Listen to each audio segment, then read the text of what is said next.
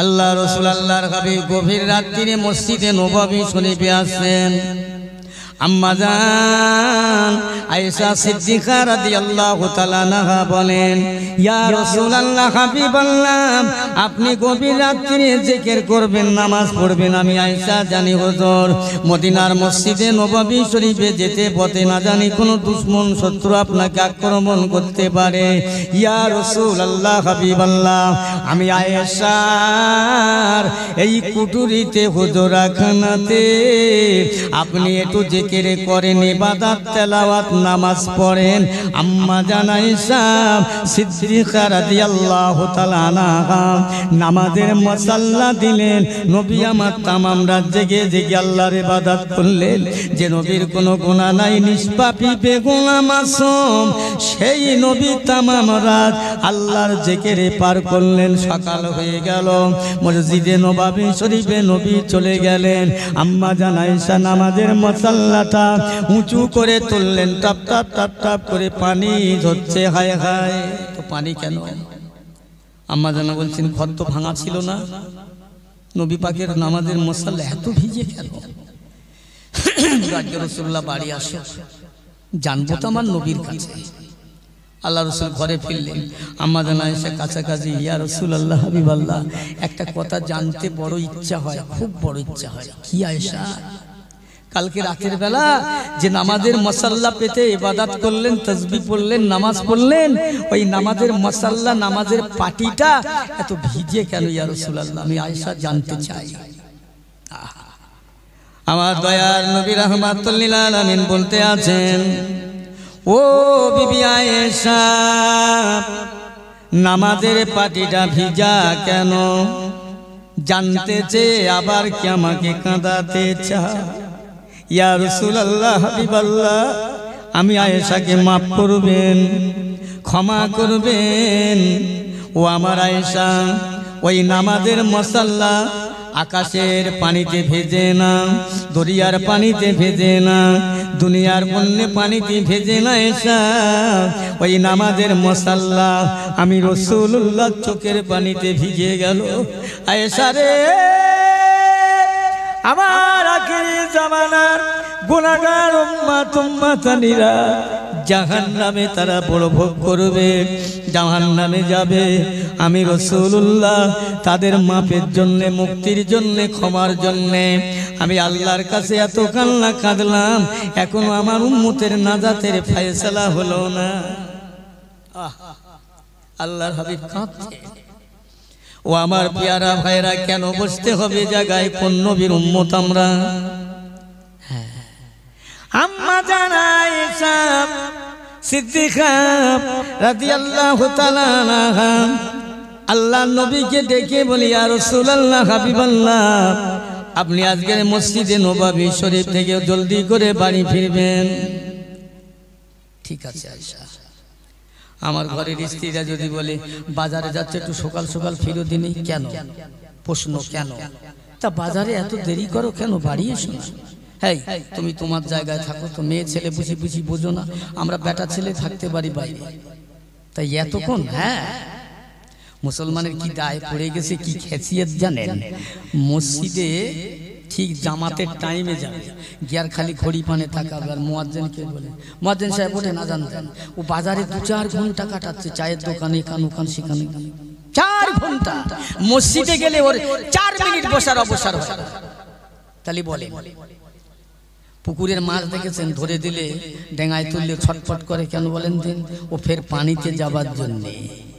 দুনিয়ার মানুষ এত গুনাহ করে ফেলেছি যে মসজিদে মন বেশিক্ষণ দাঁড়ায় না। কখন দুনিয়ায় যাব, কখন দুনিয়ায় যাব। মাছ যেমন চিন্তা করছে পানিতে যাব কখন, মুসলমান চিন্তা করছে মসজিদ থেকে বেরিয়ে কখন মিথ্যা কথা বলবো, গিবাদ, গিল্লা, পরনিন্দা, পরচর্চা, কত পাপে পাপিষ্ট আমরা, কত গুনাহ করে ফেলেছি আমরা। বুঝেছেন না? এই গুনার জন্য কবে মাপ চাইবো? মাপ চেয়েছিলাম আমার নবী। আম্মা জান আয়েশা সিদ্দিকা রাদিয়াল্লাহু তাআলা আনহা রাসূলকে বলছেন, হুজুর মাগরিবের নামাজটা সেরে জলদি বাড়ি আসবেন, দেরি করবেন না। নবী কেন, কি জন্যে, এসব কৈফিয়ত না। বাড়ির বিবি বলেছে ঘরে যেতে, নবীর আদর্শ মানে। আল্লাহ রাসূল আল্লাহর হাবিবকে আল্লাহ বললেন, লাকাদ কানা লাকুম ফি রাসূলিল্লাহি উসওয়াতুন হাসানা।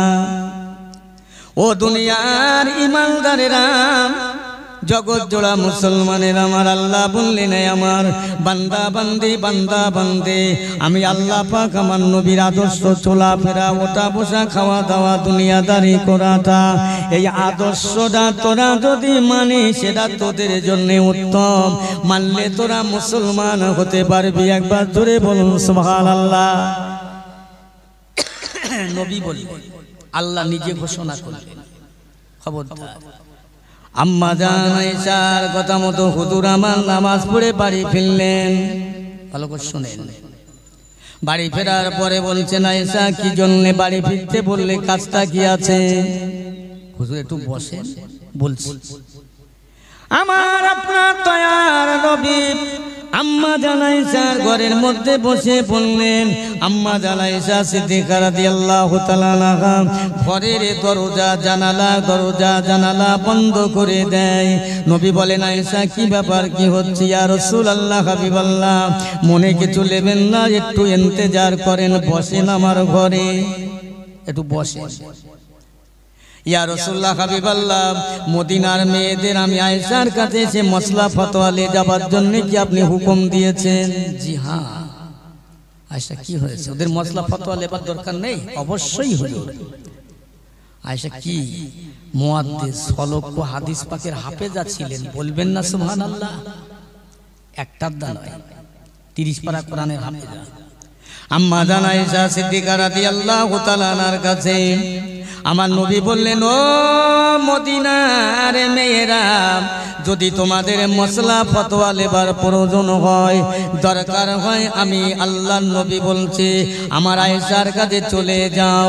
ইয়া রাসূলুল্লাহ, হাবিবাল্লাহ, তারা দিনের ভাগে দিনের বেলায় আমি আয়েশার কাছে মসলা ফতোয়া লিয়ার জন্য আসে। আমি আয়েশা যে কাপড়টা পরে আছি, এই কাপড়টা বড্ড ছেঁড়া, বড্ড ছেঁড়া, বড্ড ছেঁড়া। ইয়া রাসূলুল্লাহ, আমি ওদের সামনে যদি আমার ছেঁড়া কাপড়টা সেলাই করে, আপনার সম্মানে আঘাত লাগবে, বিবেকে আঘাত লাগবে। ইয়া রাসূলুল্লাহ, হাবিবাল্লাহ, এই জন্য আমি আয়েশা, আমার ঘরে লম্প জ্বালাবার মতো কোনো তেল, বাতি জ্বালাবার মতো কোনো তেল নাই, বাতি জ্বালাবার মতন তেল নাই।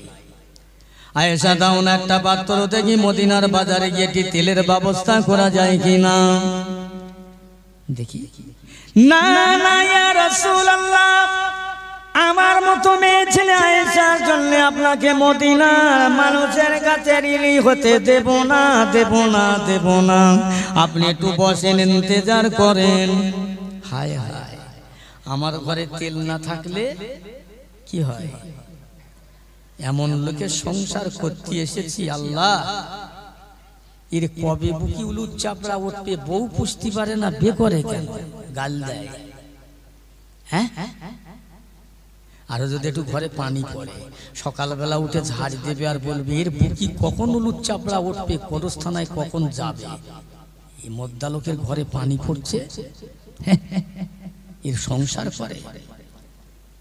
আমার নবীর ঘরটা কত অভাবের ঘর জানেন? একটু ধরে শরীফ আল্লাহুম্মা।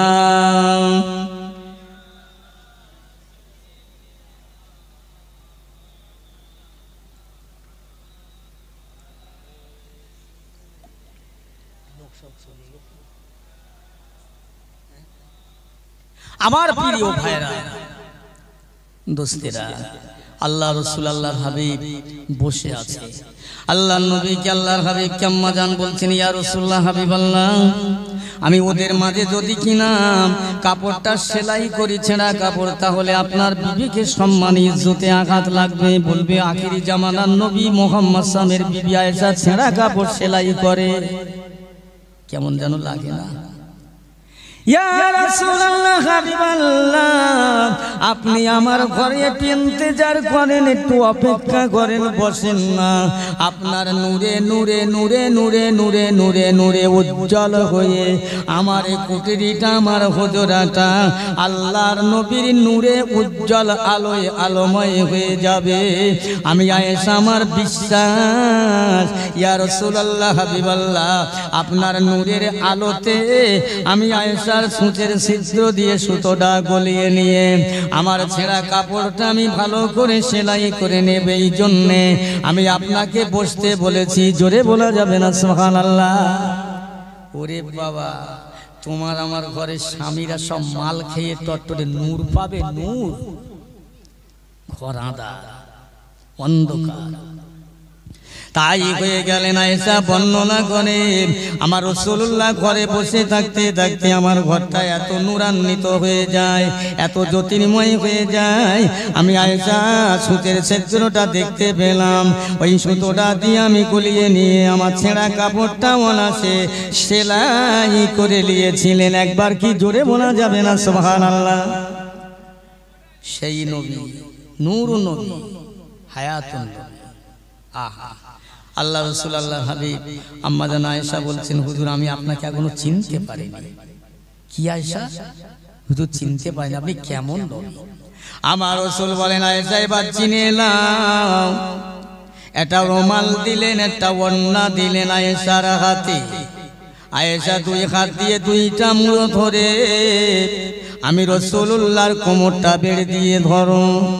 যেই না ধরে আয়েশাকে বললেন, আয়েশা কোমর বেড় দিয়ে ধরে একবার আস্তে করে টান মারো।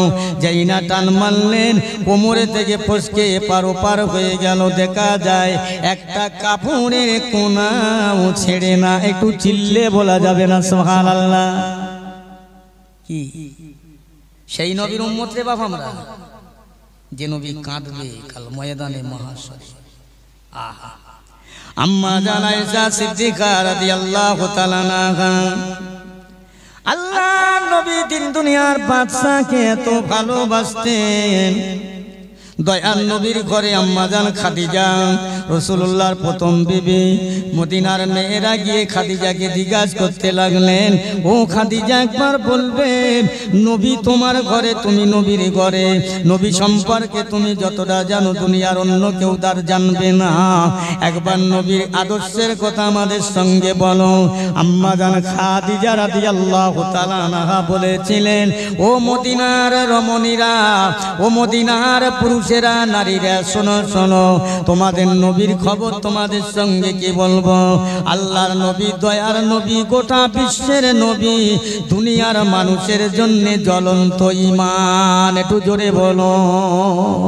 আল্লাহ রাসূল, আল্লাহর হাবিবের বিবি আমাদের আম্মা জান আয়েশা বললেন, ও মদিনার রমণীরা, নারী পুরুষেরা শুনে নাও, আল্লাহর নবী, আল্লাহর রাসূল গোটা বিশ্ব মানুষের জন্য জ্বলন্ত কোরআন। জোরে বলুন সুবহানাল্লাহ। কষ্ট হচ্ছে নাকি আপনাদের? জ্বলন্ত ঈমান, জ্বলন্ত কোরআন। এই নবী চিনতে পারা গেল না, এই রাসূলকে চিনতে পারা গেল না। আহা, আমার প্যারা ভাইরা, আমি ভালো ওয়াজ করতে পারবো না, ছোট ছোট ওয়াজ করে যাই। এই নবীর ভালোবেসেছিলেন যারা, এই পৃথিবীর মানুষ শুধু নয় রে পাগলের দলেরা, ও সোনার চাঁদ সোনার মানিকেরা, এই নবীর ভালোবেসেছে আবু বকর, ওমর, উসমান, আলী। এই নবীর ভালোবেসেছে উস্তুলে হান্নানা, খাজুর গাছ, শুকনো গাছ। আল্লাহ রাসূল, আল্লাহর হাবিব মসজিদে নববী শরীফে যখন নামাজ আদায় করতেন, খুতবা দিতেন, ওই ইস্তুলে হান্নানা খাজুর গাছের পিলিয়ারে খুঁটিতে খাম্বারে হেলাম দিয়ে মসজিদ পাকা পুক্ত হয়ে গেল, সুন্দর পিলিয়ার হয়ে গেল। ওই ইস্তুলে হান্নানা খাজুর গাছের খুঁটিটা তুলে মসজিদের সম্মুখে রাখা হয়।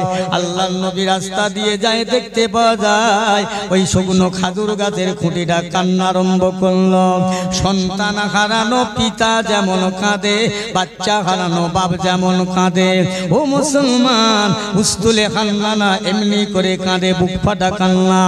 আল্লাহ রাসূল দাঁড়িয়ে বলে গেলেন, ও উস্তুলে খান্নানা, খাজুর গাছের খুঁটি কেন এমন করে গাচ্ছ? তোমার কান্না দেখে মনে হচ্ছে বাচ্চা হারানো পিতা যেমন কাঁদে। ইয়া রাসূলুল্লাহ, হাবিবাল্লাহ, আমি কাঁদছি এই জন্যে, আমি বড় মর্মাহত, আমি বড় দুঃখিত ইয়া রাসূলুল্লাহ। মদিনার মসজিদ যখন উন্নতি হয় নাই, পিলিয়ার ছিল না, খাম্বার ছিল না, আমি খাজুর গাছের খুঁটির গায়ে হেলাম দিয়ে আপনার নূরের চেহারা, নূরের বদনে আমার গায়ে লাগিয়ে আপনি খুতবা দিতেন, আমি বড্ড খুশি হয়ে যেতাম, আমি বড্ড আনন্দ পেতাম ইয়া রাসূলুল্লাহ। আজ মসজিদ সুন্দর হয়ে গেল, আমি খাজুর গাছের খুঁটি আর আমার গায়ে আপনি হেলাম দেন না, আর আপনার সঙ্গ লাভ করতে পারি না, এই জন্য আমি কাঁদতে রইলাম। ও উস্তুলে খান্নানা, একবার যদি বলো কাল ময়দানে মহাশরে তুমি কেঁদো না, কেঁদো না, কাল ময়দানে মহাশরে আমি তোমাকে সঙ্গে করে নিয়ে দয়ার জান্নাতে পৌঁছে দেব, আমি আর তুমি পাশাপাশি জান্নাতে থাকবো। জোরে বলুন সুবহানাল্লাহ। আল্লাহ উস্তুলে খান্নানা বলে, না না ইয়া রাসূলুল্লাহ, হাবিবাল্লাহ, আমি খুশি হব না। ও উস্তুলে খান্নানা রে, মদিনার মাটিতে তোমাকে রোপণ করব, তোমাকে আল্লাহ জ্যান্ত করবে, গাছে ফল হবে, খাজুর হবে, আল্লাহর লক্ষ লক্ষ হাজি বান্দা খেয়ে আসুদা লাভ করবে। না না ইয়া রাসূলুল্লাহ, চাই না, আমি চাই আপনার সঙ্গ লাভ, আমি সব চাই না। এই উস্তুলে খান্নানা খাজুর গাছ, শুকনো খাজুর গাছ, জ্যান্ত মানুষ, দিলে ভায়া ভরা, মোহব্বত ভরা, মুখে দাড়ি টুপিওয়ালা মুসলমান, মায়া লাগে না, দয়া লাগে না, ভালোবাসে না, লৌকিকতা, লোক দেখানো, নবীকে ভালোবাসি, নবীকে ভালোবাসি, অভিনয় করি, নাটক করি, এ জগৎবাসী মুসলমান। আজকের যদি নবী পিয়ারা হতে, রসুল ভালোবাসা হতে, এই জায়গায় মানুষের জায়গা দেওয়া যেত না, মানুষ ঘরে বসে থাকতে পারত না। কি করবে? কেউ রেহাই দেবে না, কেউ আপনার সামনে দাঁড়াবে না। আল্লাহ রাসূল আল্লাহর হাবিব বললেন, তাহলে উস্তুলে খান্নানা কি করলে খুশি হবে বলো? ইয়া রাসূলুল্লাহ, হাবিবাল্লাহ, আমি খুশি হব একটা কারণে, যদি আপনি আমাকে নিয়ে ওই মসজিদের মেম্বারের সম্মুখে আমাকে দাফন করে দাও, আপনি ও জায়গায় খুতবা পড়েন, আমি আপনার খুতবা শুনবো, সঙ্গ লাভ করব, এইটাই হলে আমি বড় খুশি হব। একবার জোরে বলুন সুবহানাল্লাহ। একটু জোরে বলা যায় না সুবহানাল্লাহ? এই লোক কি সব চলে যাচ্ছে না কি গো? হ্যাঁ, ওই পিছনের লোক বলে না, সামনে বলছে সুবহানাল্লাহ, ওরা বলছে বাপ বলছে, বেটা বলছে, ঠিক আছে, ও মুরব্বীরা বলছে, জওয়ানেরা চুপচাপ রয়েছে। একবার আস্তে করে বলেন তো সুবহানাল্লাহ। এই তো, এ তো আচ্ছা লোক রে বাবা। হেই, একজনা বিবি বিয়ে করেছে, নাম তার উজন বিবি, উজন। এখন স্বামী বাড়ি এসে বলতে, আজকে সকাল সকাল ভাত রান্না করো, ও 12টার সময় রান্না। যেদিন এসে বলবে আজ বেলা 2টোর সময় রান্না করো, ও 6টার সময় ভাত চড়িয়ে বসে থাকবে, যেটা বলবে তার বিপরীত। একদিন এসে বলছে, তোমার আব্বাজানের শরীর খারাপ, বাপের বাড়ি যেতে হবে, তবে সকালবেলা সকাল সকাল চলে যাবে। ও সকালবেলা যেতে বলেছে, ও বেলা 4টের সময় যাচ্ছে। যেতে যেতে নৌকায় বলছে, এ তো সারা জীবন আমার কথা শুনেছি উজন, আজও কি হবে তার তো ঠিক নেই। অন্তত যাই দেখি, নৌকায় উঠেছে, খেয়া পারাপারের রাস্তা, নৌকায় উঠছে আর বলছে, এই সাবধানে উঠো। বলে জীবনে সিধে, ওর কথায় সিধে চলিনি, আজকে সিধে চলবো। যেই বলেছে সাবধান হয়ে উঠো, ও হাত পা ছেড়ে দিয়ে নদীতে ঝাঁপ দিয়ে পড়েছে। জুয়ারের টান চলছে, জুয়ারের টান চলছে পশ্চিমে, ও বেচারা খুঁজতে যাচ্ছে পূব দিকে।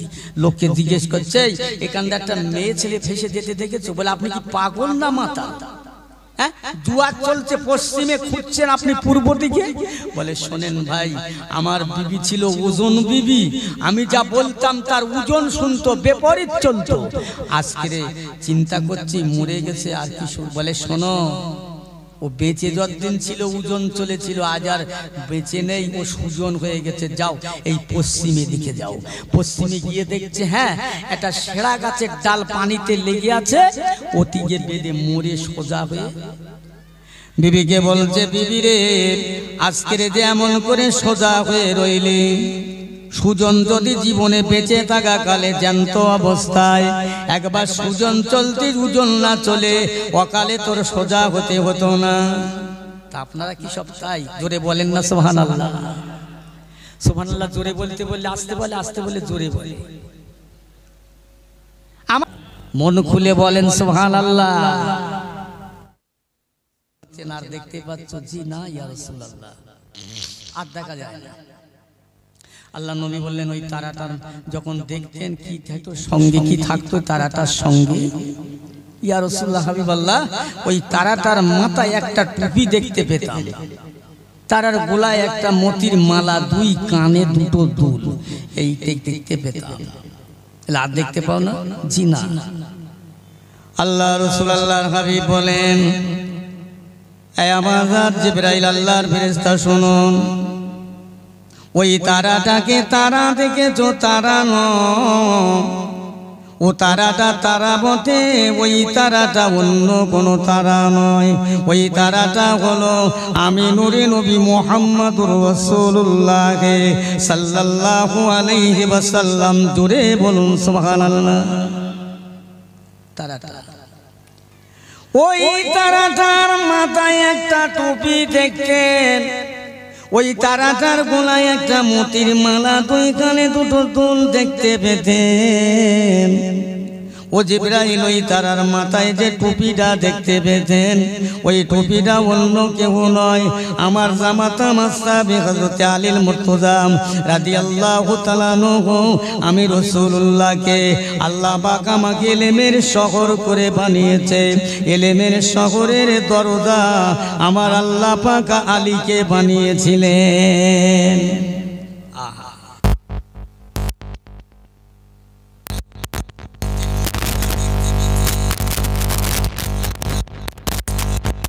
নয়, ওই মালাটা হলো আমার খাতুনে জান্নাত, জান্নাতের রানী আখালিল জান্নাত, আমার বেটি ফাতেমাতুজ জাহরা রাদিয়াল্লাহু তাআলা আনহা।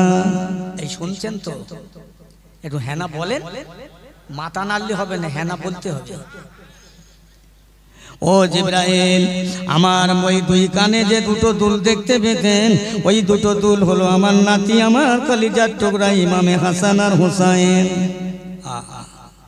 আল্লাহ রাসূল বলে, জিবরাইল, আমার আলীকে, আমার বেটি ফাতেমা, আমার নাতিকে, এই চারজনকে সাথে করে সঙ্গে করে নিয়ে আমার আল্লাহ পাক যখন আরশাদিন থেকে আমাকে অন্য কোথায় রাখতেন, আমি সিজদায় পড়ে এই চারজনকে সঙ্গে করে নিয়ে সিজদায় পড়ে কাঁদতাম, আল্লাহ পাক আমার উম্মতের উপায় কি হবে? আমার আখিরি জামানার দুর্বল উম্মত, জহিব উম্মত, কমজোর উম্মত, গুনাহগার উম্মতেদের উপায় কি হবে? ও জিবরাইল, এই চারজনকে সাথে করে নিয়ে আমার আল্লাহর কাছে কাঁদতে থাকতাম। জোরে বলুন। কেন বসতে হবে কানে? নবী আমাদের জন্য কি করতে? তখন তো দুই আসেননি, নবী আসেন নাই, কাল ময়দানে মহাশরেও কাঁদবেন। আমার পেয়ারা ভাইরা, তালে বোঝা গেল আমার রাসূল দুনিয়ায় তখনও আসেননি, তার উম্মতের জন্য কাঁদতে থাকলেন। আমার পেয়ারা ভাইরা, আল্লাহ ওয়ালা গণেরা, খুব ভালো করে বোঝো, আমি আন্দিকা প্রতিবন্ধী জনমন্দ আপনাদের বোঝাতে পারবো না। প্রত্যেকটা ফুলের খুশবু আছে না? গাঁদা ফুলের, রজনীগন্ধার, প্রত্যেকটা ফুলের খুশবু আছে। পাকড়া গাছের কিন্তু ফুলের খুশবু নেই। আমি রজনীগন্ধা নয়, গাঁদা ফুল নয়, গোলাপ ফুল নয়, আমি হলাম পাকড়া গাছ। পাকড়া গাছে থেকে ফুল হয়, ফুল থেকে ফল হয়, ফল থেকে তুলা হয়, তুলা হয় তো নাকি? তুলা থেকে বালিশ করা যায়, লেপ করা যায়, তোষক করা যায়। পাকড়া গাছের ফুলের কোনো গন্ধ পাওয়া যায় না, তবে ওই পাকড়া গাছের তুলাগুলো যত্ন করে রেখে দিয়ে বালি বানিয়ে দিনের বেলা হাড় ভাঙা খাটনি খেটে মাটি কেটে কোদাল কুপিয়ে ব্যবসা বাণিজ্য করে পরিশ্রম অক্লান্ত কষ্ট করে এসে ওই তুলার বালিশটা মাথায় দিয়ে আরাম করে ঘুমাতে পারবে। ও আমার পেয়ারা ভাইরা বাবাজিরা, আমি পাকড়া গাছ হিসাবে বলে গেলাম, কথাগুলো মাথায় রাখবে, নবী প্রেমিকই হয়ে যাবে, তাহলে দুনিয়া থেকে কবরে গিয়ে আরামে ঘুমাতে পারবে। বুঝেছে? ও মুসলমান ইমানদারেরা, নবী আমার মায়ের গর্ভে আসেন নাই, দুনিয়ায় এখন আসেন নাই। সৈয়দনা আব্বাজান আদম সফিউল্লাহকে দুনিয়ায় বানালেন, পাঠালেন। তামাম ফেরেশতাদের বললেন সেজদা দাও, সব ফেরেশতা সেজদা করলো, আজাদিল করলো না। চিরতরে দুশ্মন হয়ে গেল, শত্রু হয়ে গেল। আব্বাজান আদম সফিউল্লাহ মা হাওয়া আলাইহিস সালামের স্লিপ হয়ে গেল। এই কেউ বলবে না যে আদম আলাইহিস সালামের ভুল হয়ে গেছে, খবরদার, স্লিপ হয়ে গেছে, স্লিপ। আমার পেয়ারা ভাইয়ের আল্লাহ পাক জান্নাত থেকে বার করে দিলেন মা হাওয়াকে, আব্বাজান আদম সফিউল্লাহকে আর করে দেওয়ার পরে তামাম দুনিয়ায় কানতে থাকেন, জলে পাহাড়ে পর্বতে গাছের নিচে কানতে আছেন, এত কান্না কাঁদেন, চোখের পানি ঝরায়, কিন্তু আল্লাহ চোখের পানি মা কবুল করেন না। গাছের নিচে কাঁদে গাছ বলে, ও সৈয়দনা আদম সফিউল্লাহ, জান আমি গাছের তলায় থেকে চলে যান, আপনি কাঁদলে আপনার এখানে বসলে আমার আল্লাহর দয়া আমার উপরে বর্ষণ হবে না। পাহাড়ে গিয়ে কাঁদে, পাহাড় ফিরিয়ে দেয়, যেখানে যায় সবাই ফিরিয়ে দেয়। সে যে বেলা আব্বা জান আদম সফিউল্লাহ কাঁদতে কাঁদতে কাঁদতে কাঁদতে, কেউ বলেছে 360 বছর, কেউ বলেছে 350 বছর, এত কান্না কাঁদলেন, চোখের পানি জোরে জোরে হালবিল নদী নালা পানিতে ভরে গেল। আমার পেয়ারা ভাইরা, মাপ হয় না যেই নাম আদম আলাইহিস সালাম আল্লাহ পাকের আসমানে চেয়ে দেখলেন, লেখা রয়েছে লা ইলাহা ইল্লাল্লাহ, পাশে লেখা রয়েছে মুহাম্মাদুর রাসূলুল্লাহ সাল্লাল্লাহু আলাইহি সাল্লাম। আদম সফিউল্লাহ আব্বাজান ওইটা বললেন লা ইলাহা ইল্লাল্লাহ, পড়ে নিয়ে দেখলেন এ নামটা কার নাম, এত মধুমাখা নাম মুহাম্মাদুর রাসূলুল্লাহ। আদম সফিউল্লাহ বলেন, আল্লাহ পাক আপনার নামের পাশে আর কারণ নাম নাই, যে নামটা রয়েছে এই নামটা ইনি হয় আপনার মনে হয় বড় প্রিয় পাত্র, ভালোবাসা। আল্লাহ পাক এই মুহাম্মাদুর নামের বরকতে ওসিলায় আমি আদমকে মাফ করে দেন। আল্লাহ পাক ওই সময় তামাম দেখতে পেলেন যত পাবন করে পার আর আল্লাহর খুঁটি খাম্বার পিলিয়ার ছিল, তত্তর তত্তর করে কাঁপতে লাগলেন, দুনিয়াকার গাছপালা কাঁপতে লাগলেন। আল্লাহ বললেন, এ আরশের পিলিয়ার খুঁটি খাম্বারেরা কাঁপতে লাগলে কেন? আল্লাহ পাক আপনি যতক্ষণ আদম সফিউল্লাহকে মাফ করবেন আমরা নিস্তব্ধ হব না, যেহেতু আপনার হাবিবের ওসিলা দিয়ে দোয়া চাইল।